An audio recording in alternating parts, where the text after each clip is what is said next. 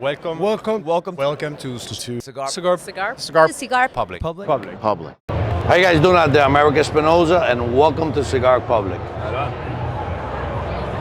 I'm standing here with the great Erik Espinosa of Espinosa Cigars. Good to see you again. Wonderful to see you, brother. All right, let's talk a little bit about Espinosa.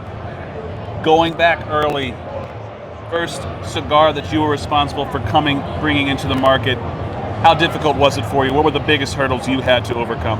Oh, it was crazy because when I opened up the factory in Nicaragua, nobody wants to see you succeed. You know, a lot of people that are your competition don't want to see you succeed. So when you go buy tobacco, there's a lot of companies that grow tobacco that make cigars, and they don't want to sell you some of your best stuff. So thank God for the relationships that I have with a lot of people out there, you know, especially AJ, you know, and that was a lot of the obstacles that I used to overcome, you know, and all that. But now we got everything down packed, you know. We make some of the best cigars in the world.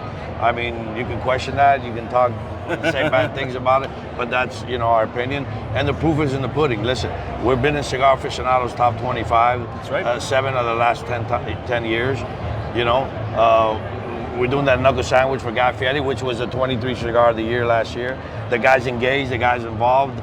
He was here last night, he was here yesterday, you know, so things are good, And he's in the cover of Cigar Aficionado. That's right. And so, you know, and he's been in the cover of another magazine, and I'm in the cover of PCA magazine, so, you know. Life is good. Yeah, and I'm sick and tired of people telling me I look like Brad Pitt, but, you know, it is what it is, brother. So let's talk about La Zona Factory and the way that you guys produce cigars. What in your mind is what sets your production apart from the rest of the players in the industry? Well, we try to buy the best tobaccos in the world, and everything we do in La Zona is Intubar Cuban style. We roll everything has a triple cap. You know, our rollers and even our managers, everything's got to be flawless. You understand? If something doesn't work, we put it to the side and you know, we sell it as a bundle, whatever. But we'll never put our ban on it. You know, so we're really strict with that, and we try to make everything perfect. I know sometimes things happen, but we're really on top of that. You know, and people know when you make a bad cigar, you know. Right. It's very hard. You have one time to make the first impression. Right. So if you try that cigar and it's not good, then you're never going to go back to it. Right. So we try for everything to be perfect. So when you're coming up with a blend that you want to release to people to try, what's the typical process go for you? Is it something like you come up with a blend that you then build a theme and a story around, or is it the reverse where you have an idea for a story you want to tell and you build a blend around that? Well, it all depends. Sometimes it's either or, Sure.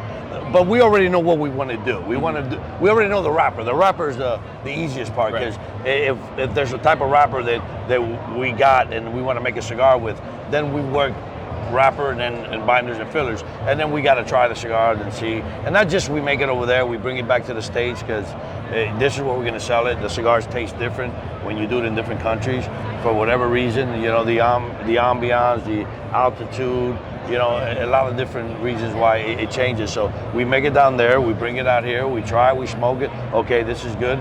Let's run with this. Great. Now let's shift gears a little bit, talk about cigar media.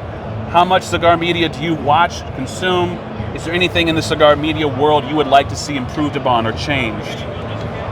Well, I mean, it's not just typically cigar media. I think that even Hollywood, you know, movies. You Sure. know, they asked Clint Eastwood what was the toughest part of making Jersey Boys. Sure. Not being able to smoke on the set, you know, and if you come out movies that people have cigars, James Bond used to smoke cigars, and they took that out. Yep. I mean, why? Why would people, you know, take that out when Right. it's part of the history? Right. It's part. Look, I didn't make this. This is something God did. Right. This comes from the soil. Right. There's no additive, no preservative. I'm basically a steward of this product. Correct. Yeah. So you know, when we do this, you know, like I said, it's all natural.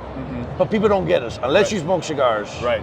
People really don't get us. Right. I mean, it's great for the cigar media to do this, but it stays with us. Right. We needed to get it out there. We more. need to expand We to need the to world. expand to the world that we're not cigarettes. Right. You know, you win a championship. Right. You hand out cigars. You have a child.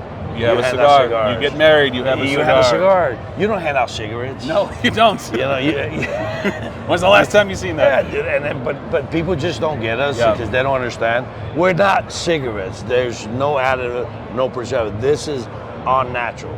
Well, tell the world it's all natural. Try it. You might like it. You know? Now, if there's something about cigar culture that you would like to see more of, or something to improve about the cigar culture, what would that be? Well, I got to think about that for a second. You know, it's just education. Yeah. I just think when you educate people Yes. and they start getting into it, which is great, it's happening right now. You got Right. a lot of younger people. And then the flavor cigars, you know, my friends over at Drew Estates, I know it's not flavors infused, but listen, that's a cigar that's a gateway for our industry. You know, because people try it and they like it, and then they some people change to other things, some don't. But what's the difference? They like the cigar, okay? It's a gateway to trying different things, and it's very important. And they want to take away all the infused or flavor cigar, which to me is mind-boggling. Sure. Listen, I'm 56 years old. I like chocolate, I like vanilla, Yeah. I like, you know, Stoli came out with a bubblegum flavored vodka. Who are they catered to? Kids? No, they know you got to be 21 to drink it. Right. They're not idiots. They're not going to spend all this money on marketing because I like bubblegum myself. Sure. You know? So it makes no sense. And you got a lot of politicians out there that don't smoke cigars. They really, really don't get us, Right. you know? But it is what it is. And yeah, it's just a stepping stone that we got to get through that. And hopefully one day. And that goes back to what I was saying. When Hollywood enjoys something and they do something, then it just spreads like wildfire. Yeah. You know? Great stuff, Erik. Have a great appreciate rest of your show. Thank Great you, talking my to you, buddy. buddy. Thank you.